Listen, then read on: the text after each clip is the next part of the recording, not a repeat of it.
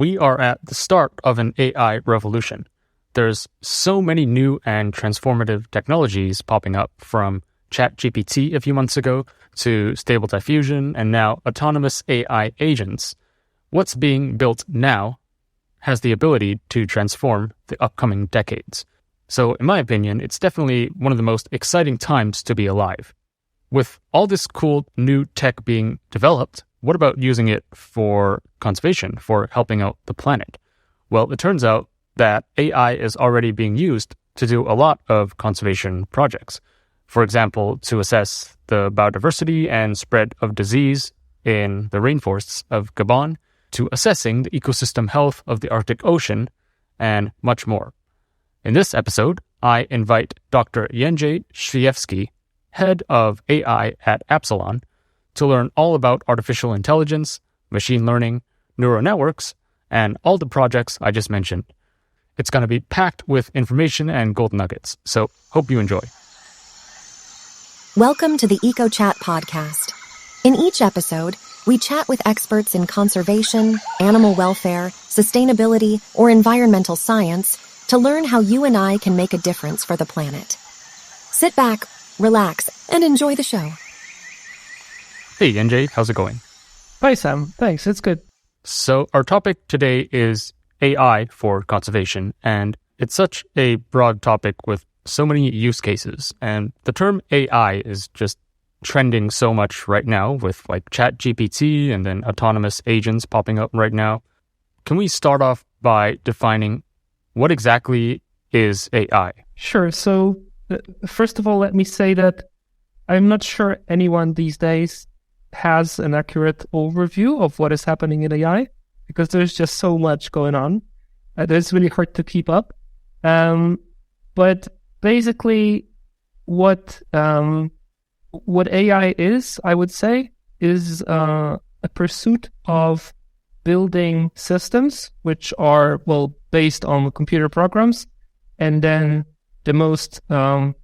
the approach which gave us the best results so far was based on machine learning, and then some particular kind of sub-approaches within that we can talk about in a moment. But basically, it's a pursuit of building systems that can reason, so that can, based on data, so on information that they gather by different means, and we can talk about those means as well. Think of images, sounds, maybe text. And then based on this data, they can come up with some patterns. So they can notice some patterns in this data and then produce some results, maybe predictions, or maybe just like highlight those patterns in it. And they have many, many applications. So we'll be talking about conservation as one of the applications, but there are so many others. For example, the large language models, which also happen to come along that way. So these are machine learning models behind them. They can be, probably many of the listeners have spoken with or chatted with ChatGPT, which is the most popular so far example of a large language model, and you can chat with it about almost anything. So I would say that at least the way I view the term AI is that it's like, this pursuit of having something, some sort of intelligence, which is not, the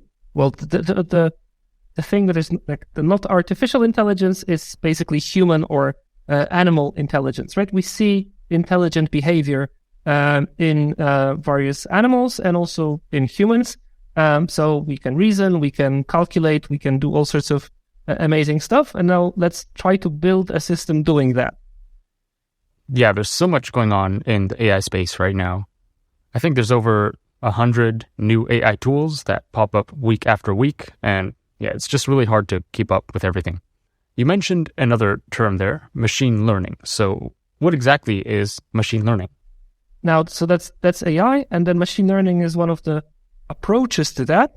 And machine learning is in particular related to the idea that you can use data for that. So, for example, an earlier approach was that, let's build a large system of so-called business rules. So let's think of a large, complex structure of like a decision tree. So if you see this, then do that. And if it has this, then do that. And if something happens, then do that, right? So like a very large structure of conditional statements.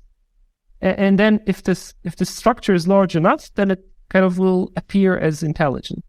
But it turns out that this system is not very good. It can be good to some limits, but it's much better to devise a system which can learn. And that's why it's called machine learning. So you can throw data at it and then devise an algorithm, which in some sense is following those type of business rules, but then it's following those rules to learn from the data.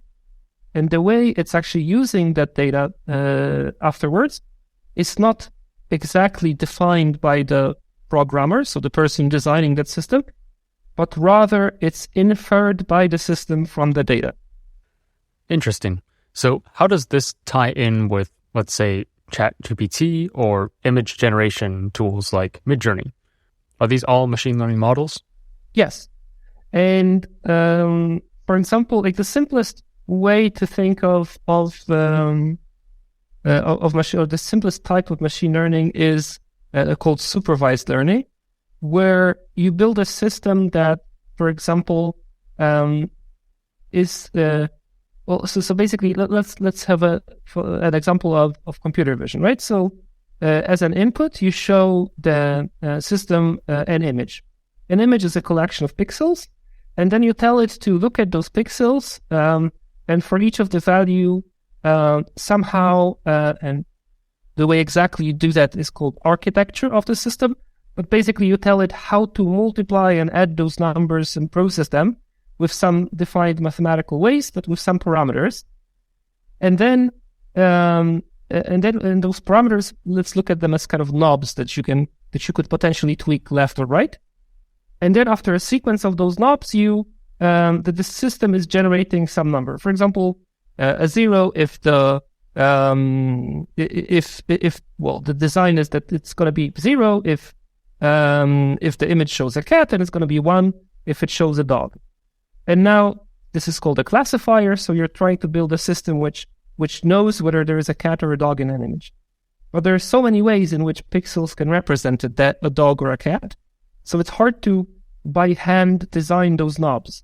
And typically in the systems today that are deployed in sort of both in research and in enterprise models, there are tens, maybe hundreds of millions of such knobs. In the largest models, there are billions or maybe even on the order of trillions soon knobs of that sort. So it's impossible to find the right settings of those knobs by hand. So the way to do that is to throw the data at it and just tell it, okay, show it an image of a cat, and we know it's a cat. And then we see what the model produces. And if it produces the right answer, we, in some specific organized way, adjust those knobs such that it's encouraged to do the prediction that it did. If it predicted wrongly, then we adjust in sort of like an opposite direction, so to speak. And then a technical term for this adjusting the knobs is actually using a rather simple concept from optimization, which is basically finding the minima in certain high-dimensional functions. And this is an efficient way of doing that is by following the gradient of that function. So it's a kind of a procedural, iterative process in which you're slightly adjusting the knobs each time, not too much, not too little, such that it gradually becomes better and better. I like that analogy. So what you described there with like feeding the data to this algorithm, which is basically a set of many knobs which you can tweak. Is that basically what a neural network is? Yeah, so that's a good point. So what I was describing was a neural network and the process of teaching it or making it learn. And of course, there are other models, other types of models. I would call them classical machine learning. So for example, think of models such as random forests or maybe boosted decision trees or maybe some generalized linear models. But these are also models that learn from the data. But they happen to have been outsmarted by the neural networks. So basically, already, I don't know the exact date, but I think I would guess like 10 years ago. Don't cite me on that, but something like that. It became clear that those classical machine learning models are good in some settings where you need speed, where you need maybe not that accurate, but fast models. But when you have large amounts of data and you need really good performance of sophisticated, tasks, then definitely neural networks are the way to go. And I don't think we have yet reached the limit of what they can do for us. Oh yeah, for sure. So to recap and make sure I get it correct, a neural network is basically an algorithm with a set of nodes and knobs. And what you do is you feed it data. So for example, millions of images of cats and dogs. And you also tell it the answer, right? So this is a cat, this is a dog. And then eventually, over many iterations, it would auto-adjust those knobs that you set. And basically, it's training itself so that eventually it would learn to accurately classify whether an image is a cat or a dog. Is that correct? Yes, I would say so. And the thing is that this used to be like that a few years ago. So basically, whenever you would start a machine learning project, you would design a network, then train a network from scratch on data, and that would typically require thousands, if not millions, of data points. But for some time now, we have established methods in more and more fields, and then actually kind of next level techniques are used, such as transfer learning. So for example, in computer vision, quite often, you don't start from scratch, but you take a large model that was trained on some generic data set, and then you only tune it further. And I'm mentioning this because there's this common belief that, machine learning is, you have to have big data, right? Like millions of images. But I've seen examples, and I've trained myself models, which used like 80 images of a given object type, and the model was next to perfect on identifying them. Because it's enough to have a very tiny data set if it's a simple data set, if some other conditions are met. But sometimes it's enough to have really tiny data sets to be able to build very powerful systems these days. Nice. So you mentioned supervised learning. Are there any other types of learning that you would like to discuss? Yeah, so there's also unsupervised learning. There's also reinforcement learning. Recently, what gained popularity is human reinforced learning. So basically, this is the process that OpenAI used that's the part they've shared about how they've trained the latest GPT models, or how they went from the raw model, as they call it, to the one that is deployed in ChatGPT. So they basically took a raw model and then further tuned it with human feedback to be better at holding a conversation with humans. To my understanding, what happens there is that you train the model, and as it on various steps of its training, you look at what it outputs, and then you show that you don't have predefined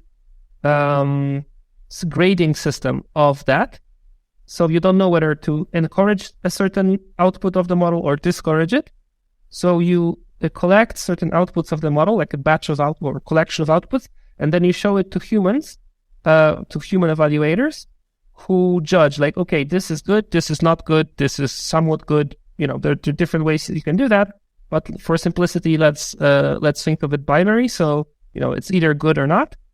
And then you use that information back to train the model. So to kind of either encourage that by tuning the knobs in a certain direction, or maybe discouraging it if it's not the right answer.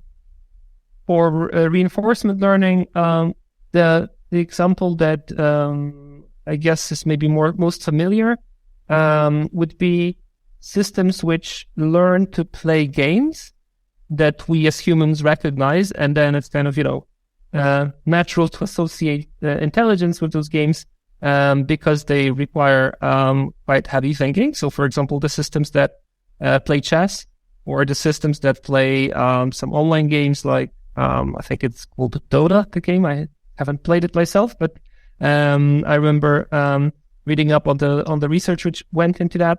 So basically, you're coupling an agent, so a part of the system, to some controls of the game. So if it's chess, then there are possible moves that the agent can make, right, depending on the configuration on the board. And then the agent has to make a decision, right? So basically, you can think of it as calculating the probabilities of winning for each single move that it can make, and then it tries to maximize this probability. And then basically it plays the game, and of course the question is, okay, but how do you teach it, right? When does it happen that there is some feedback, right? So it can improve. How can it improve? Because of course if it's just going to random guess, then it's not going to get better. And the thing is that you can introduce something called a reward function or a reward mechanism. And typically in a game setting, this reward would be based on whether the goal has been achieved, so whether the game was won. So you basically collect decisions that the agent makes during the game, and then after this game leads to a win or a lose, if it led to a win, you're encouraging the moves that it made on the way, and if it eventually lost, then you're discouraging them. And what I just described, of course, in a more sophisticated setup, is sort of crude approach, because you can make bad moves and then win just by luck, or you can make some good moves and then lose because you made like the final bad move. And then the question is, how do you make this process converge? How do you optimize such that the model actually is able to, eventually learn the right moves and not focus, for example, on if the game is linear, then on the beginning of the game, but just or not only at the end of the game, but through the entire game. What happens if the game is not linear? So it's a game in an open space, and you can have, we don't have like finite number of moves or scenarios that you can follow, but rather there is like an infinite possibility of real-time actions that an agent can perform. But there are also generalizations of this mechanism designed for that. So we have now systems that play even open and games very well. Right. So reinforcement learning is what was used to build AlphaGo, right? Which is what the algo that Google created to beat the world's best Go players. Yeah. You can also, I think this has also been applied to like chess, StarCraft, League of Legends, and all these other video games, right? Yeah. Okay. Well, we've defined AI, machine learning, neural networks. We talked about all these different types of machine learning. We can transition now into our main topic. So how can all of this be applied to conservation? Yeah, so there are quite a few ways. The thing we at Appsilon are most familiar with, and we've applied it the most, is computer vision. So in what follows, I'll be probably mostly referencing that, but there are of course other ways. So basically, conservation conservation of biodiversity is a field where you deal with large ecosystems or small, but ecosystems, and therefore they're quite complicated. There are multiple dimensions to them. Typically, there are multiple variables which are at play. And then in order to drive some understanding about that, or be able to predict what is going to happen in those ecosystems, or understand the relationships between different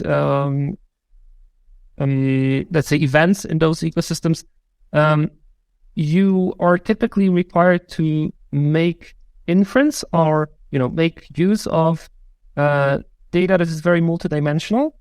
And typically there is a lot of the data, let's say a lot of information is available. It doesn't necessarily mean that it's easy to collect, but it's there. It's information-rich environment. And because of that, there are actually established methods, or in many of the fields of biodiversity conservation, there are established ecological models that are quite often statistical models. So there's some mathematical modeling of the system's behavior, and you can use those models to get some conclusions.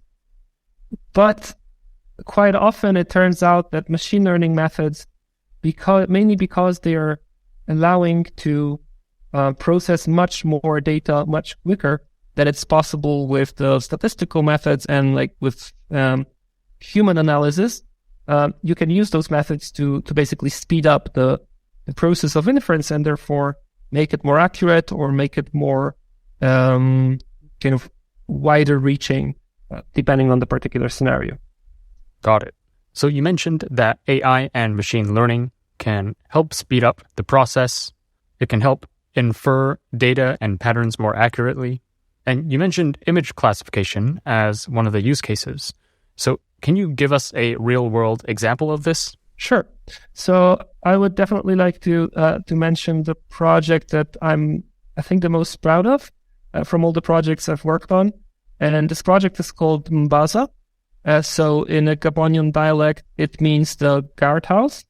So basically, it's a project that started in collaboration with Dr. Robin Whitehock, who at the time was a postdoc in ecology in the University of Stirling in Scotland, but he had a close collaboration with the National Parks Agency in Gabon.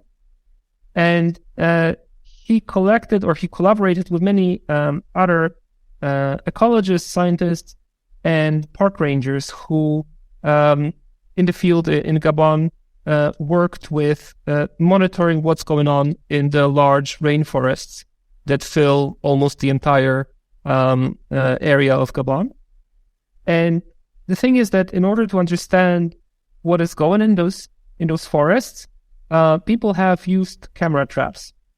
So camera traps are small palm-sized devices that you basically install in a certain place, and they are equipped with batteries, of course.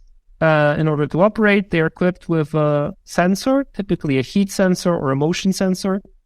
And then when this sensor is triggered, presumably by a passing animal, a camera is triggered. It takes an image. These days, it records a video quite often. So it collects the information, right? And then in principle, well, you can collect this information, right? There's an image of, I don't know, a tiger, maybe a lion somewhere. Speaking of Africa, so let's say a lion. And then, in principle, you can think, okay, I know that the lion was there at a certain moment in time, so I can, for example, having a grid of those camera traps, understand the migration behavior of certain species, so for example, of lions or elephants.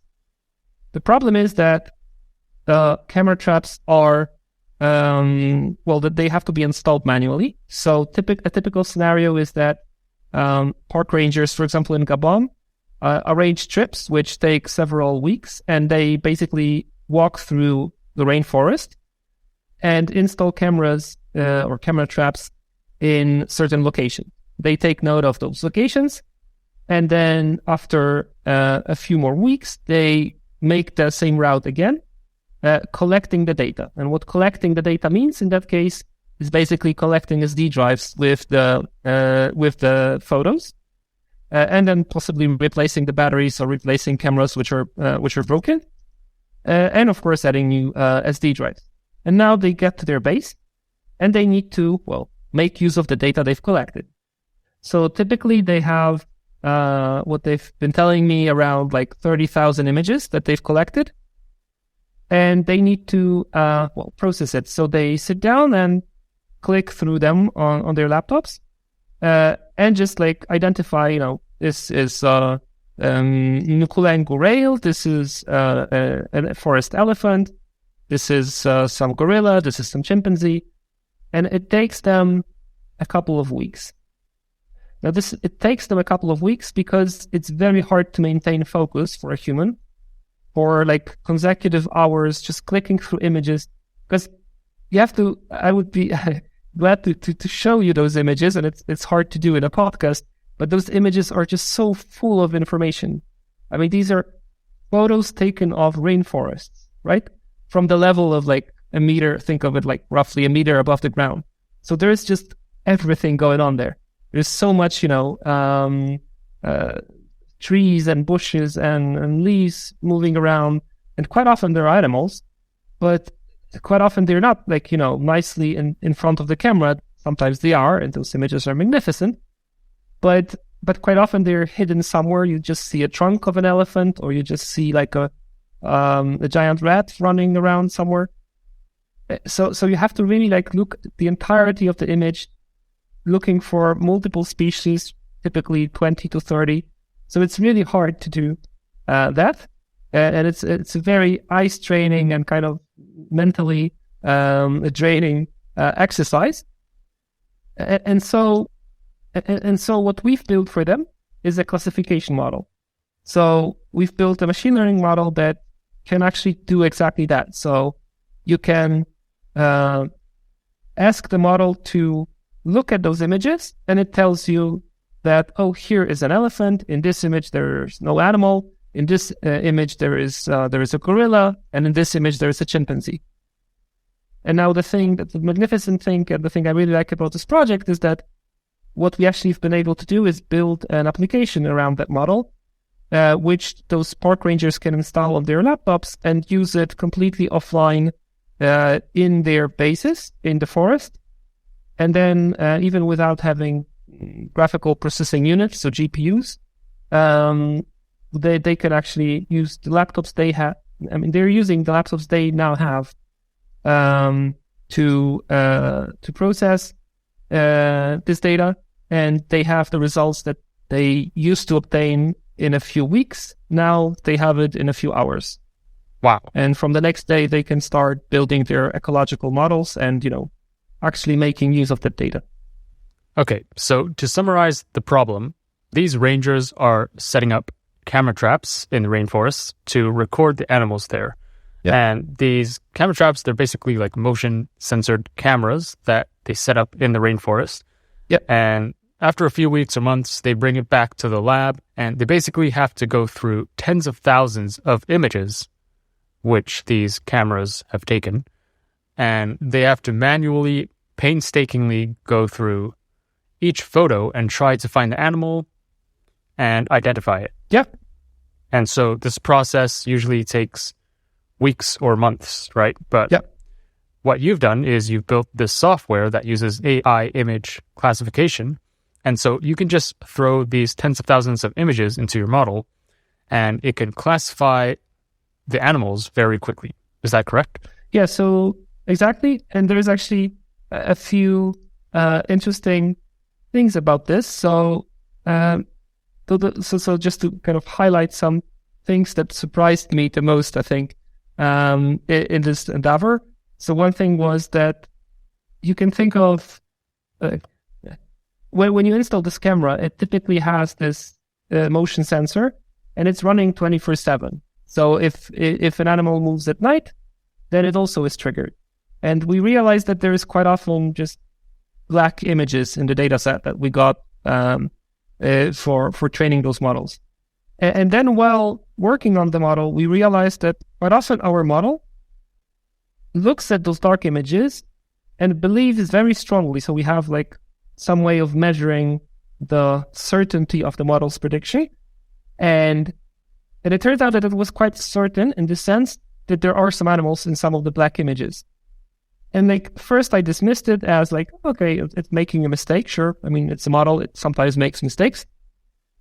But then it kind of happened too often. So I started investigating those images. And I mean, looking at them with my eye, I saw just black pixels. I actually asked the expert, right? So the ecologist we got the data from, and they also labeled this as empty images. But then when I artificially brightened the image to kind of highlight the tiny differences in the black color, it turned out that the animal is actually there somewhere in the back, completely in the dark. And still the model was able to pick up the tiny differences which actually make up a shape of like clearly an elephant or a giraffe in case of a model for savannas. And that was a surprise because that actually meant that even though we told the model, in some sense it was wrong because we told the model these images are empty during training, but still in like trying to optimize learning what the giraffe is, it just, well, when it saw a giraffe in the dark, having sort of like night vision, it actually predicted quite firmly that it is a giraffe, and well, we found the giraffes and elephants and zebras in the dark. So it was pretty amazing. Wow, that's very impressive. On that note, do you know the accuracy of this? Like, for example, what percentage of the time does it get it incorrectly, if ever? Yeah, so it does get it incorrectly, but it's hard to give. Of course, I can give you a number, but without the context, this number doesn't tell you much. So, to give you to explain what I mean is, if I need to give a number, I would say it's between 80 and 90% accurate. But the thing is that, for example, a key factor in understanding this number is what is the number of classes you're dealing with. Because if it's 90% accurate on 2 classes, like if you're only having images of cats and dogs and it's 90% accurate, it's typically an okay result, but it's like quite often you have mistakes. But then if you have like 30 classes or 100 classes, and then it's 90% of the time exactly right, and for example, 98% of the time the right answer is in the top 2 or top 3, then it has a different meaning. So that's one problem. The other problem is that the way to measure this accuracy of the model, the performance of the model, you typically use large data sets with human-provided labels, and those labels are often containing issues.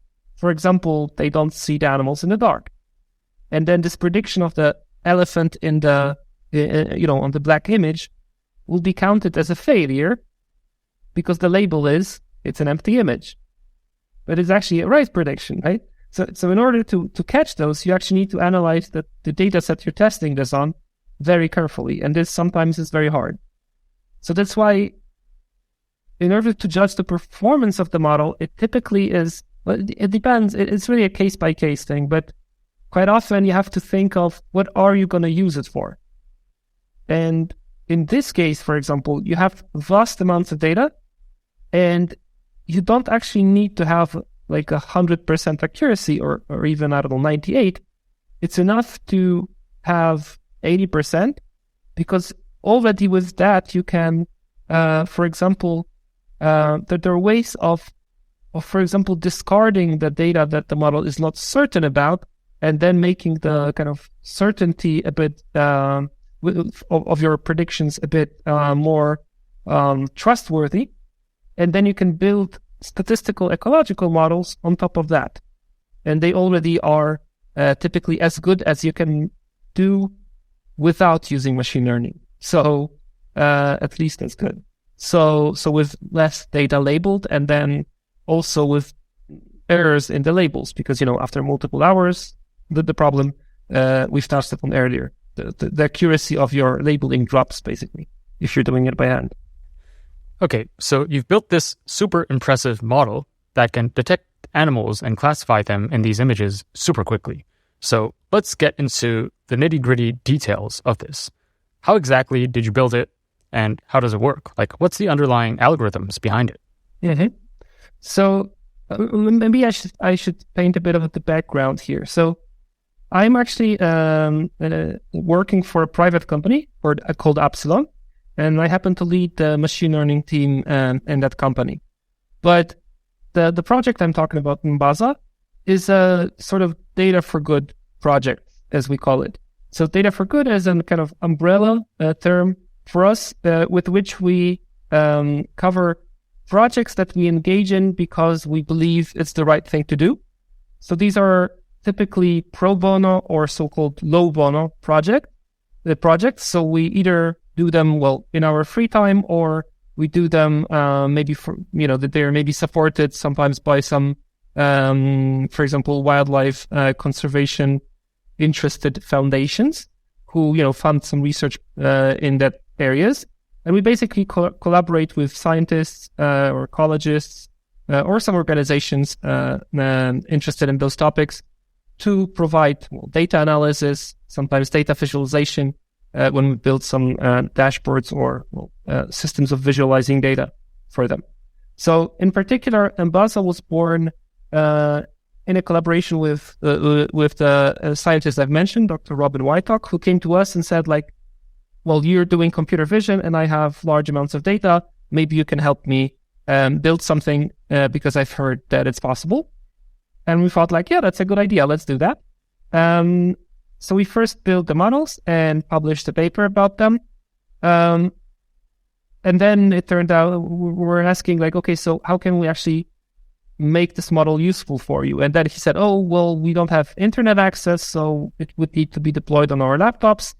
And then we came up with the idea of the app and built the app behind it. And now the application is actually open sourced, so you can go to our GitHub of the organization, so Appsilon, then /Mbasa, and you can look at the source code of the application. And it contains 3 models, one for Gabon, with also, for the kind of Gabon area of the rainforest. So it has also been used in Cameroon, in Congo, so in neighboring countries. And then there are 2 models developed for savannas, so on the east of Africa, so Kenya, Tanzania. And then those models, you can choose which models to process your data with. And then technically what you've asked, what is it that we actually did? So we initially got a very large data set for the Gabonian fauna. The scientists were interested in capturing animals in very different settings there. And then roughly 28, I think, or almost 30 species. So we got a data set of 1.6 million images. But eventually we actually, a large part of the process of building this model is actually the data cleaning and data preparation. So quite often in the machine learning field, you would hear that doing machine learning is 80% cleaning data and 20% modeling. And there is, I think, a lot of truth to that. So we actually ended up training on just 1/5 of that data. So 300,000 images. And then once we have understood what happens in the data and how to prepare it for training, we've actually used pre-trained models. So we started with the kind of benchmark models at the time, which was ResNet family, so residual neural networks. And then they gave us already interesting performance. We later moved on to newer architectures. I think the most recent one we've used is ConvNext from a few months ago. And then later we also serialized the models to optimize their speed of performance and did all sorts of tricks to improve the performance. So you trained this model with over 300,000 images of camera trap photos. And your model is basically a neural network, right? Mm-hmm. Can you describe how exactly a neural network can scan a photo and identify animals in the photo? How exactly does that even work? Yes, so indeed we were using neural networks, and these were so far the most prominent. Okay, I'm hesitating, and I'll explain myself in a moment. So one of the key approaches to computer vision, right? So to building neural networks which are good with images, is convolutional neural networks. So these are neural networks which are not simply connected to each pixel individually, like I've described it in simple terms, 20 minutes ago, but they are actually having a thing called kernels. So these are, you can think of them as sort of fields of interest, which are kind of scanning through the image They're typically squares, somewhat smaller, and then they go through the image multiple times and then try to recognize like local patterns independent of where they are. So in the most simple way of understanding why it makes sense is that you want to recognize the chimpanzee regardless of where it is in the image. So you want your model to be, technical term is translation invariant. So you want it to be working as good regardless of where in the image that the object you're looking for is. And then you're having multiple layers of those, and that allows you to gradually encode in the model more and more complicated patterns. And then eventually the model can learn to understand what patterns of pixel color intensities are typical for, I don't know, fur of a gorilla, or maybe shape of the head of an elephant. Okay, so to make sure I get it correct, you were using convolutional neural networks, which basically has a kernel, which is a square that moves around the image and scans things. So it can detect like, oh, this is a face here, or there's a hand here. Is that how it works? Well, in the first layer, it typically actually recognizes simpler patterns. So, there is an edge here, there is maybe a gradient of color here. And then in kind of the deeper layers of the network, those edges are connecting to form sort of like maybe an corner pattern, or maybe like a circular pattern. And then they get more and more sophisticated. So that's the kind of typical insight that you get looking at the activations of the network. So when you're passing an image through it, and you're looking at what kind of information you can gather about what happens inside. And in fact, there are methods of trying to build explanations for the predictions, which can which can do what I just described. So you can say, okay, so the model predicts that this image is an elephant, and then we can ask which pixels of that image had the biggest say in that prediction. And then you can basically build so-called GraphCam maps. This is one of the methods, which basically color the image with like those pixels were important and those were not. And we have actually used that in one of my favorite images from this data set, which is an image of an Ukulengu rail. It's a small African bird, which has like brown feathers, black beak, and that makes it very hard to spot when it's kind of walking, on the forest bed. But then it has very characteristically shiny red legs, and you would think like that's gotta be easy to spot, but it's not, because if the legs are in shadows between branches, it's really hard to notice it. And there was an image that like investigating the performance of the model, I found an image that was labeled as blank, but the model was very certain that there is an Ukulengu rail in it. And so I thought, okay, let's give it a go. Let's actually find the bird there. And I took a lot of time to actually find it, just, zooming in on different parts of the image and going like part by part, analyzing it. And eventually I did find it.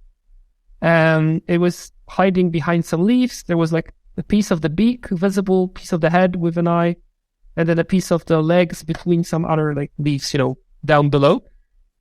And I was like, okay, but how did the model find it? And then exactly using the GraphCam method, I noticed that the part of the shape of the beak was really highlighted as the region which had a big influence on the prediction, which tells me, it's not a scientific method in the sense that it has some shortcomings, but it gives you a rough indication of what happened in the network.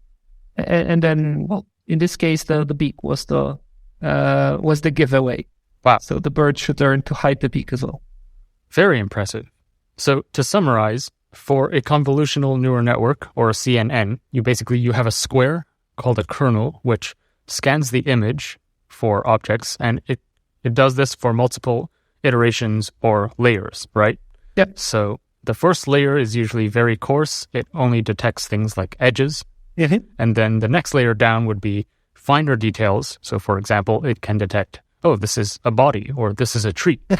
And then the next layer down is even more finer. So like this is a hand, this is a foot, etc. And then the next layer down is even higher resolution. So like, oh, this is an eye or this is a beak. Yep. Is what I'm saying correct? Yeah, it's roughly like that, but these days, like the models, for example, the simplest models that we used in this project were having 50 layers, and we've also worked with models in this particular project which had over 100 layers.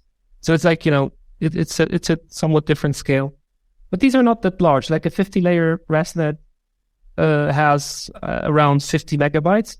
It takes around 50 megabytes of space to store the parameters of the model. So it's not a hugely large model. All right. We covered a lot of details on this M'Baza project. Do you want to share with us what are some of the main outcomes or impacts from developing this project?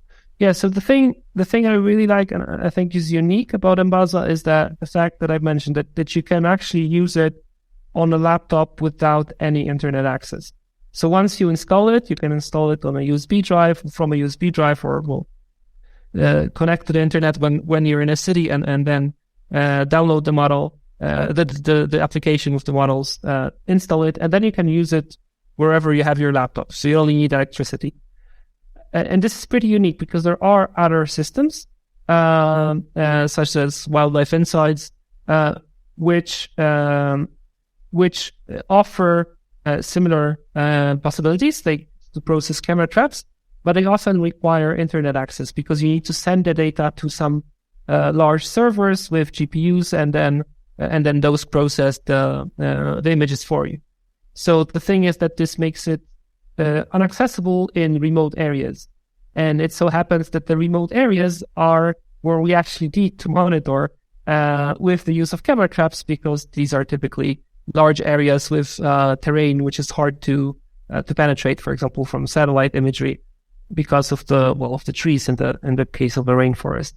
So the thing is, so this is the kind of special thing about M'Baza, and for me personally, the special thing about it is the impact. So actually, when I started engaging in such projects, and when we talked in our company about doing that, we thought, like, why are we doing that? And the answer for us was that we want to have an impact.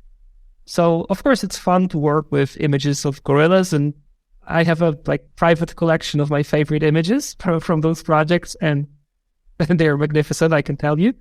But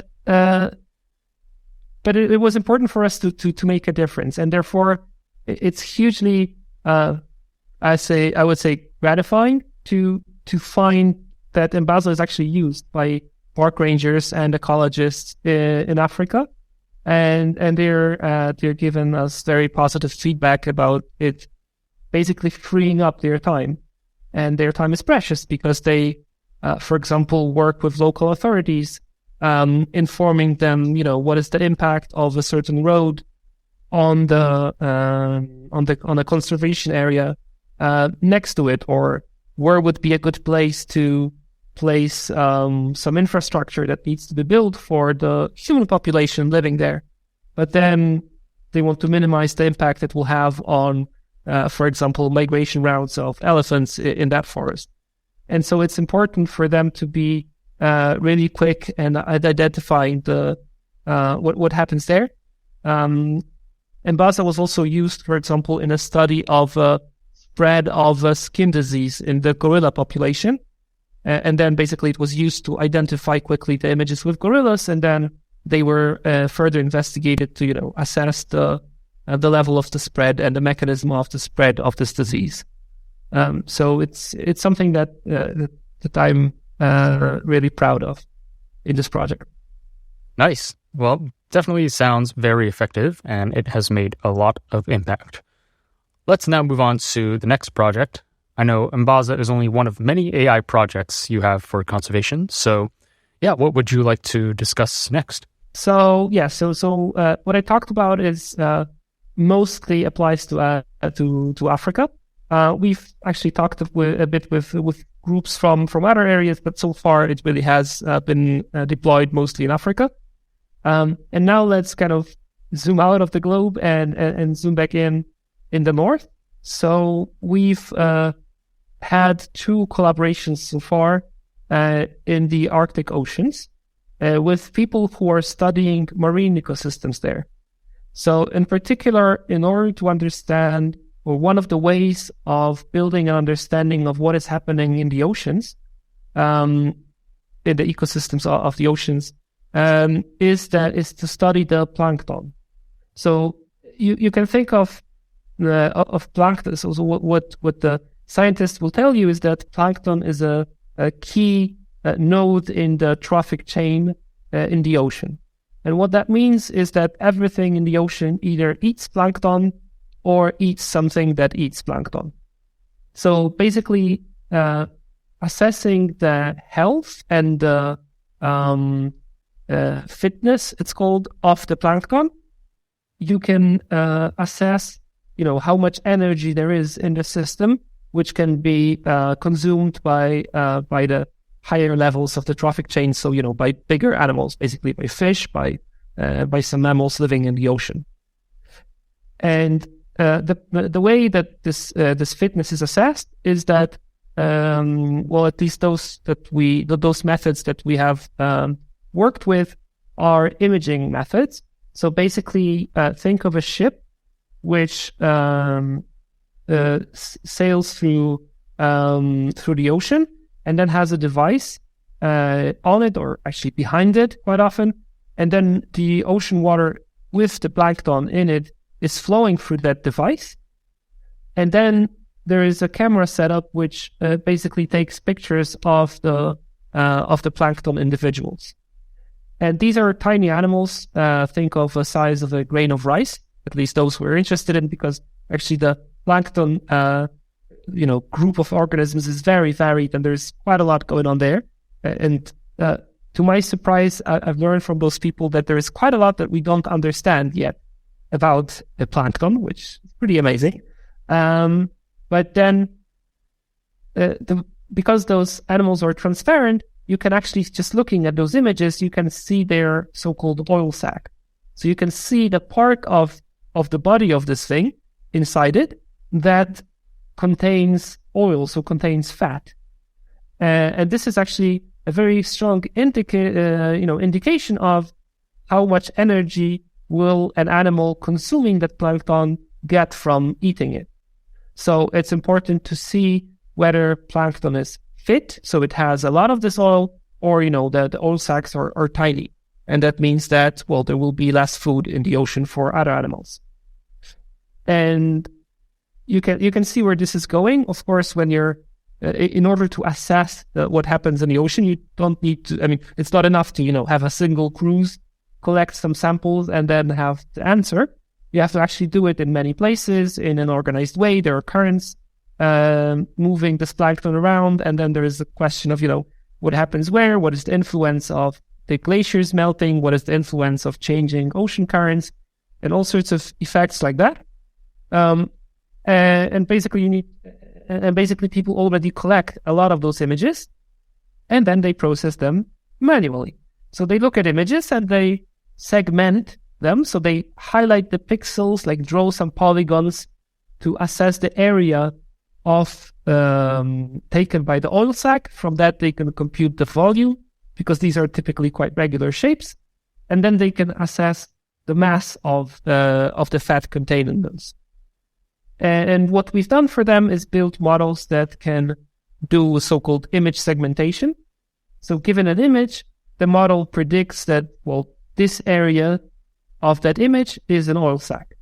And now, having this prediction, we can predict the amount of fat, so of oil, in a given sample of water, or in a given collection of images coming from a sample of water. And it turns out that the models we've built, even those based on, let's say, not ideal labels, the models were because the kind of let's call it accuracy of labeling those things was not ideal, but at least it was, sometimes too big, sometimes too small. And on the average, actually, the model learned that, you're probably asking for this particular part of the image. And it actually is better than the labels in some sense, which is pretty amazing. So quite often the model is actually, nicely, sharply identifying the edge of the soil sack, even though the labels that we got for it are, sometimes like having some weird places where someone just misclicked when labeling large amounts of data for their purposes. So again, just like in the Embasa case, we were not really using, or the thing that I liked about this project is that, and it's also a way we're often looking at projects, is can we easily get large amounts or rather large amounts of labeled data? And this is sometimes possible in ecological studies because people make use of the data just manually. But we can go back to their research, like that the labels they've used for, or the information they gather from those images, and from that prepare a data set for automating what they've done so far, such that, or learning from that, and then in the future they can actually do much quicker. So to give you an example with this plankton, we actually kind of redid a study that was already done by a certain group at University Laval in Canada, and actually in collaboration with Sorbonne University. And then it turned out that, well, this model, it proved that the model is really good. And this is actually what they're planning to do is to make use of that model on a much larger data set that was untapped. So they actually have a very large data set of images they've collected over the years, but they just never had the time to process it. And only now, when they have the model, they are able to actually push it through the model, make it run for, I'm not sure exactly how long, we'll see. It depends a bit on how we set it up. But, even for days. And then they will have a huge information database about what actually went on in the last years in the large areas of the Arctic Ocean. So this is pretty exciting as well, I would say. Wow, that's amazing. So to summarize, make sure I get it correct. So to assess the health of the ecosystem in the Arctic Ocean, you need to look at the amount of fat in the plankton. Yep. And so how you do that is you have these ships with cameras that sail across the Arctic Ocean, which periodically take photos of the water with the plankton in it. Mm-hmm. And so in the end, what you're left with is lots of these images, which scientists need to painfully, manually go through and kind of calculate the amount of fat in each plankton in each photo. Yep. Right. But what you've done is you've built a software which can basically take all of these images and very quickly and accurately calculate the amount of fat in the plankton, so you can quickly assess the health of the Arctic ecosystem without waiting for weeks or months. Is that correct? Yeah. And there is one aspect that there is one extra aspect that I would like to kind of draw your attention to, which is that I've mentioned that we're actually involved in two projects regarding plankton, and they are in some sense complementary, because in one of the projects, the people doing that previously, when they were faced with the problem of large amount of data and tedious processing, they chose to process the data more accurately, but then kind of compromising on how much data they are gonna be able to process. So how accurate a resolution they get of information from that, right? Because they only were able to process so much data with that accuracy. Whereas in the other project, the approach that was taken was, okay, let's take a crude approach. So for example, they were not like segmenting the parts that they were really interested in, but for example, for the size of the entire body of that animal, they were just like, roughly estimating the area by like looking at the length and width. which of course, and then modeling with like an ellipse, which was, of course, that they knew that it's not accurate, but it was kind of, a compromise, right? So it was fast or faster, and therefore they hope to process more data and kind of gain on the level of the, let's say, ecological model, of the like, statistical power of the ecological model, compromising on the data that they've used to build that model. And actually, in both cases, it turned out that the model we've built for them are both faster than what they were doing and more accurate than what they were doing. So we've asked them to, spend some time to prepare test data where they would be very tedious and be very exact and highlight the thing that they're looking for. And then we checked whether their method of doing that measurement was more accurate or whether what we've built is more accurate. And it turns out that, what we've managed to achieve for them was actually producing more accurate results and then producing it orders of magnitude faster, because they can basically run a script to get it. Nice. I'm starting to get a sense of where this is going. So I can see a lot of similarities between this Arctic project and the Mbaza one, where you're using AI to basically classify images or detect things inside these images. Yeah. And so you can calculate and complete things magnitudes faster compared with, humans doing it manually. Yeah. Maybe another project that I want to mention, which I'm really excited about, which does make use of AI, is actually one which happens near the South Pole. So it's in the Antarctic, and this is a collaboration I'm really happy about because or really excited about currently, because it's something that we've just recently been able to achieve.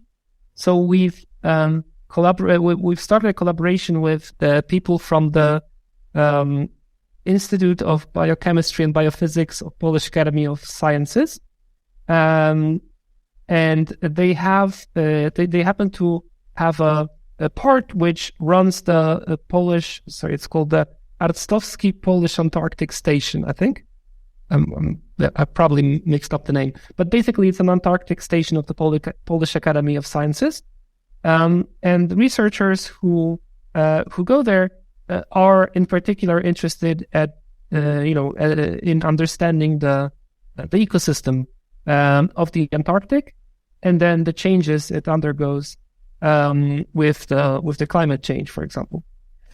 And one of the problems there is that the weather is really rough, so it's hard to. Only some stations from the Antarctic are actually all year, and this one is. And quite often it's hard to collect any data because the weather conditions are so severe that it's hard to, go out and collect anything. But what they figured out is that there is a species living there, which is called the Antarctic shag. And it actually is often referred to as cormorants because they look like cormorants. But they are, I think, somewhat distinct. But the thing is that these are birds which, nest on islands, but then they dive quite deep in the water. Amazingly, they can dive up to, I think, 60 meters into the water to prey on fish. And then they can fly back, right, and have their life on the ground. And this is important because of the fact that they can fly so far away. They are quite a good indicator of the abundance of fish in the water. So penguins, for example, are very good swimmers, but they cannot fly, and you can only swim so far. So the thing is that the shags can actually prey on a much larger area. So, and also there are no predators in that, or almost no predators in that area, which prey on shags themselves. So basically, the food abundance is the primary driver of their reproductive success. So by monitoring the size of the population of shags, you can actually infer quite a lot about the abundance of fish in that ecosystem. So so you have a lot of information about what's happening in the ocean by monitoring only things on the surface, which makes life easier. So the way the scientists are doing that is they're using drones to fly over areas which they suspect have colonies of shags. And then they basically go through those images. And these are typically quite large images with amazing resolutions. So I've seen data, like aerial data with 6 millimeters per pixel resolution, which is insane, right? So each pixel is like 6 by 6 millimeters. And then from that you can identify the individual nests of shags in that image, and then looking at it over time.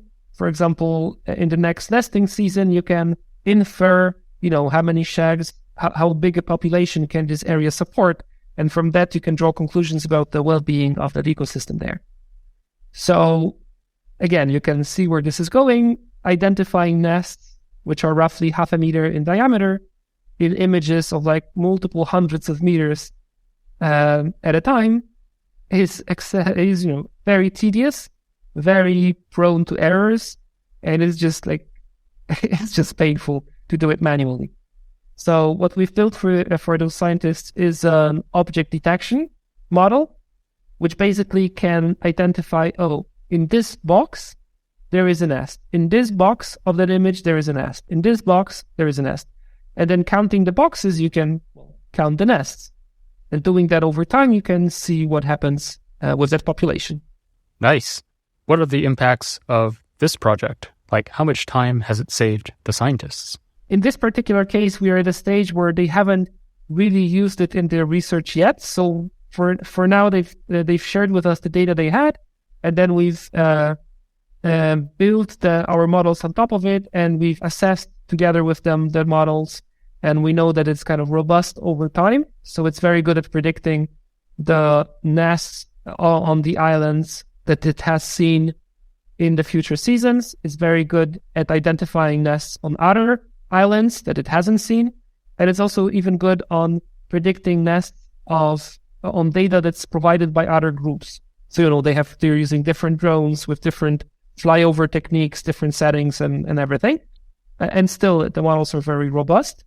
And the next step in this particular case is to build a system, and we probably are going to leverage an open source application to just build an add-on to that application, because those particular scientists are quite often using that. I'm speaking about Cookies, which is an open source tool that is often used in geospatial data, with geospatial data. So we're planning on building an add-on to that, which will allow the scientists to use it in their, within their typical workflow, to basically speed it up, so that they can only investigate the results of the model, possibly correct if there are some mistakes here and there, because of course they sometimes happen, but they're quite rare, I can tell you. So you obviously have a lot of experience using AI for conservation. What would you say are some of the most common challenges that you've faced? I would say that not all conservation projects are directly or can directly and easily benefit from the use of machine learning, at least as I know it. But there certainly are many that could and haven't yet. So the first major thing that I'm looking at when I'm discussing with some scientists or ecologists about their data is, where does the data come from? How well they understand it, how well they control it. Is it, collected from different sources? How are the things that we're going to use for labels collected or, built? So to give you an example, when we started talking with the people studying the Antarctic shags, they actually didn't have a clear idea of how to use ML. So they have that gut feeling that this could be used, but it was not obvious to them how to do that. And it turned out that what they did, they actually were just counting the nests. So they were just like pointing at the georeferenced map that, there's a nest here. And it so happened that they were pointing typically quite close to the center of that nest, and that the nests have typically quite similar size. It's just like biology of the shacks, that they are typically 50 centimeters in diameter. So from the centers, we could actually quite reliably build labels for the object detection model automatically. But the question whether you can get the labels easily and in a reliable way is an important question to assess whether a project is a good one in the sense of likely to lead to good results. Another thing which is important or which is often an obstacle is the computer science skills. So basically programming skills. So quite often these days, ecologists are using various ecological models. So they're coding them in the languages they're using. Quite often, statistical models are done in R, and these days, hardly anyone does neural networks in R. Most of it is done in Python.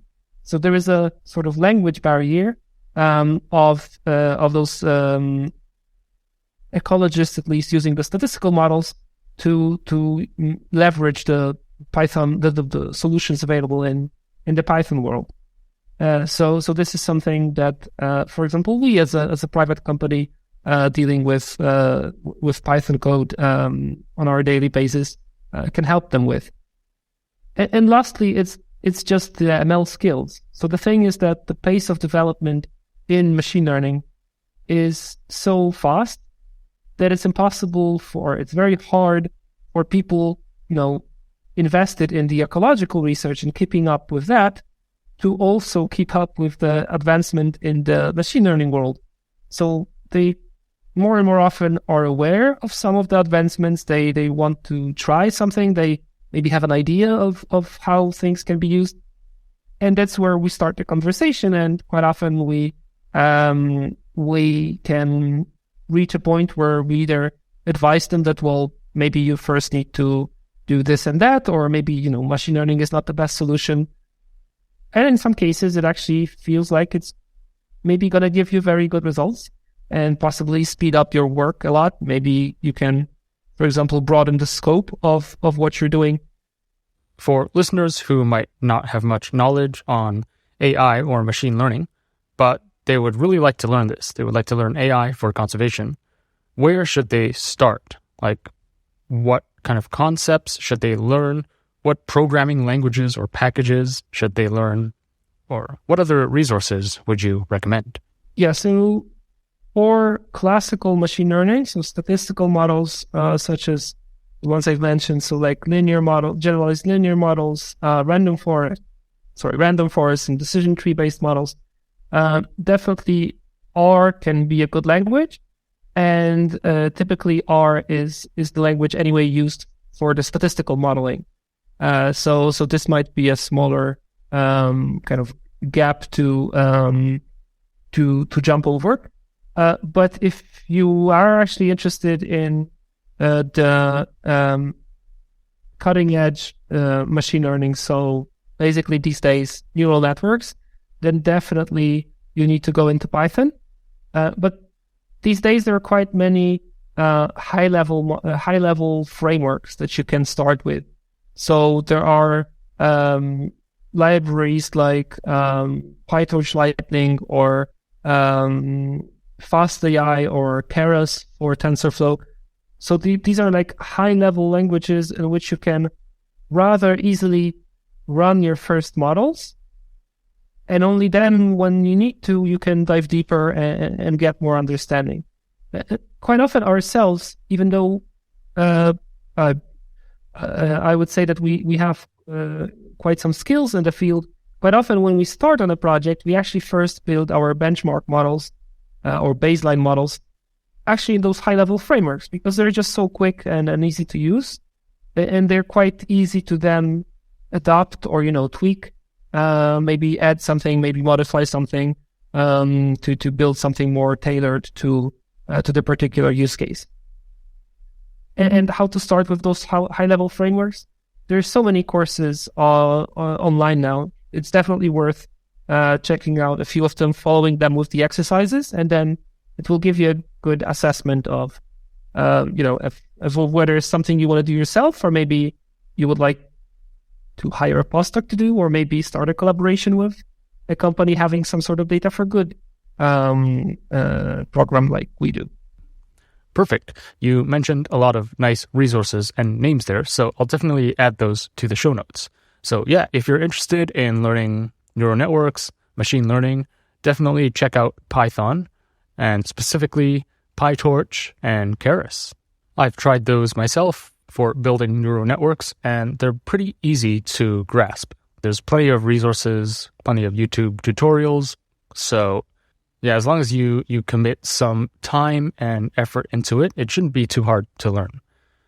So, Jędrzej, I'm also curious to hear your background and story a bit more, because it's not every day that you come across an AI scientist or a data scientist that works in conservation, right? Most of them are usually in like FANG companies, private tech companies. So, yeah, I'm just curious to hear your story and how you got into conservation. Yeah.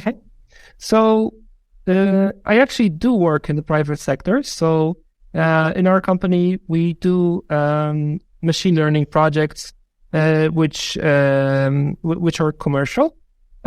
We mostly focus on either doing research and development projects, when we are trying to build something, which is beyond what people thought or what people have built before.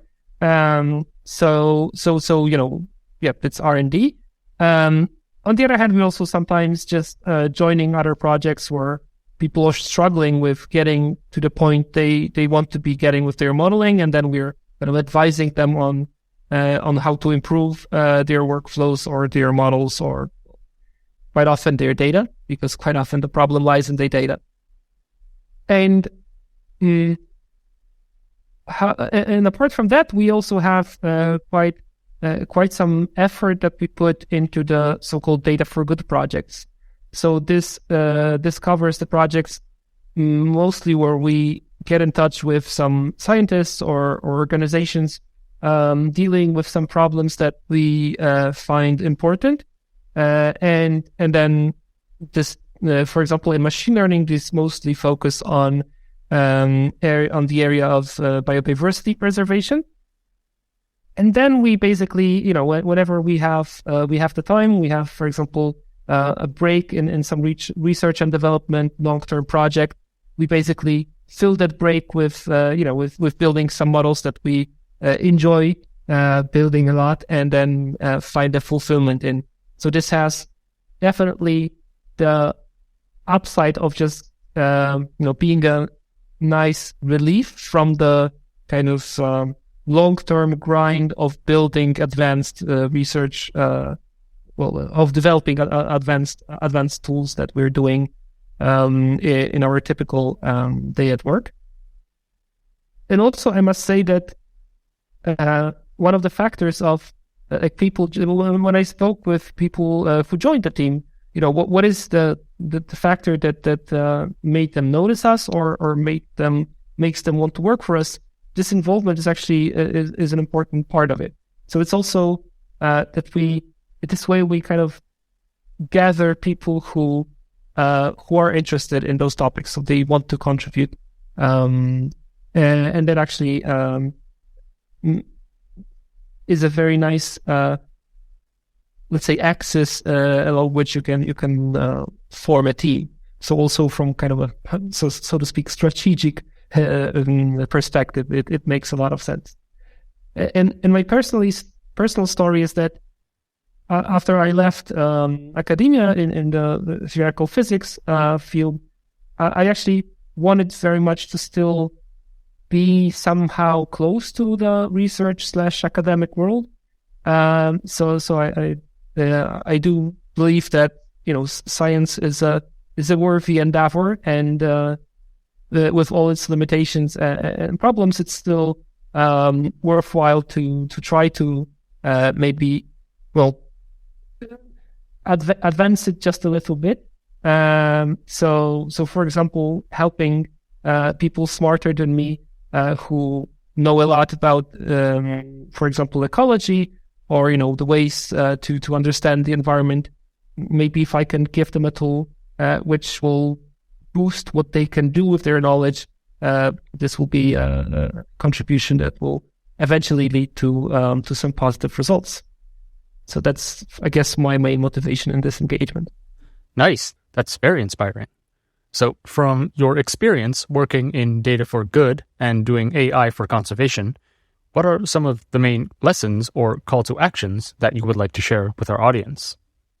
So I would say that the two that first come to my mind is that I feel like there is quite a lot to be still done and gained from moving the two fields closer to each other. And the two fields I mean are, on one hand, people doing ML, and so machine learning, for example, in the private sector, so just building enterprise models. And on the other hand, the scientists who are doing, actual fundamental research or ecological research. Quite often, the scientists could make a lot of use of, let's say, industry level coding, and then, industry level machine learning knowledge, data science skills. It can just basically speed up what they're doing. It can open the doors that they've been kind of seeing, but not knowing how to even touch in order to open. And on the other hand, so basically my, lesson would be to ask them to be, open to the idea of sharing their data and inviting people to help them with their research.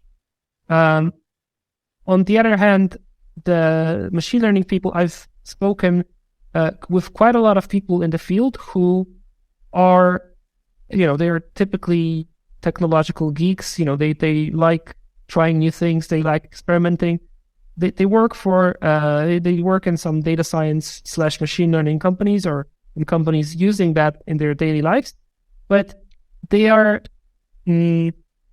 quite often they're looking for projects, or maybe they are thinking of, I would like to have this impact, or, I would like to do something that matters, or there are different ways of expressing it, but they typically, they want to do something for the sake of, helping someone, maybe helping the planet. And my lesson is that this is actually possible, and it's not something that you can just dream of. You can actually make it happen. So we actually had people from outside of our company joining us on the project. So for example, in the Embaza project, we had a volunteer who worked for a different company, but just joined us because he liked the project so much. He just reached out like, hey guys, can I join in and help you with it? Just, because I like it so much. And this is awesome. Like, you can actually do that. And you can reach out to the scientists or reach out to us to help us in our projects, or some other companies. And we also reach out directly to scientists asking, like, do you need some help? Maybe we can talk about how you potentially could use those tools. And this is something which gives a lot of fulfillment, and it's really also, especially in computer vision, it's really rewarding because the data sets we're looking at are just amazing. Like, there are so many awesome images that I've seen, and so much I've learned. Like, for example, the fact that African leopards, for some reason, like licking the cameras. So I have seen quite a lot of images where a leopard is like sniffing the camera, and then they're like licking the lens, and then of course the images are spoiled, but until the lens dries up. But it's just magnificent. So maybe one thing I want to mention is that, like, it's a thing that I've been thinking of when I was preparing a conference talk recently, and then I just kind of reflected on the different projects that I did. And when I started my career, I was actually doing theoretical physics, and it was a very nice endeavor. It was intellectually challenging, and I enjoyed many aspects of it. But then I kind of missed the impact part, or like the direct impact. And I was thinking, like, how can I make, do something else maybe in which I will have the feeling of this impact. And this was something really, really important for me. And I would really like to encourage, especially young people who are, maybe a bit, feel a bit stuck in what they're doing, or are not haven't yet decided on what they were doing, what they want to be doing, to kind of think of, what are the skills? What is it that you have to offer? And then what is it that you want to be doing? And quite often you can kind of, I think it's possible to be bold in kind of coming up with ways you could leverage that and kind of designing your own role, and then try to find a place where you could make it happen. I was lucky enough to find one for myself, and now I'm finding more and more people who like to join me on that endeavor. So I'm really happy about that. Yep, and so I guess I want to encourage people to actually make use of their skills. If they use it for the conservation effort, that would be great, because that's something that I find very important. Nice. Well, thank you so much, Jędrzej, for sharing so many valuable insights. It's an absolute pleasure having you on. Please hand off to the audience where they can learn more about your work, contact you, or any other resources you would like to share. Sure. So definitely, if you want to learn more about the projects I've mentioned, go to our website, which is appsilon.com, and there's a lot about the data visualization stuff there, which is mostly in Shiny, but there's also quite a lot about AI and research, and that's the part I've been talking about mostly today. And there, especially in our blog post, in our blog, we have quite a lot of blog posts actually covering those projects. So for each of the ones I've mentioned today, we're quite open about what we're doing, because we're not doing that to build something that we're gonna next sell, but those projects are there to help the community, to help the research. So we are open sourcing everything and describing what we've done and how. So you can have a look there. Yep. And then if you want to reach out to me directly, you can also find me on that website. Perfect. I'll link all of those in the show notes or the YouTube description. Jędrzej, thank you so much for coming on. I definitely learned a lot from this episode, and I hope you enjoyed it as well. All the best. Thank you, Sam. It was very nice talking to you. That's it for today's episode of Ecochat. If you enjoyed it, we'd appreciate it if you could leave a rating and review on whatever podcast platform you use. We're also on Twitter and YouTube. It really helps others find our show in the search algorithm. With that, thanks for listening, and we'll catch you next time on Ecochat.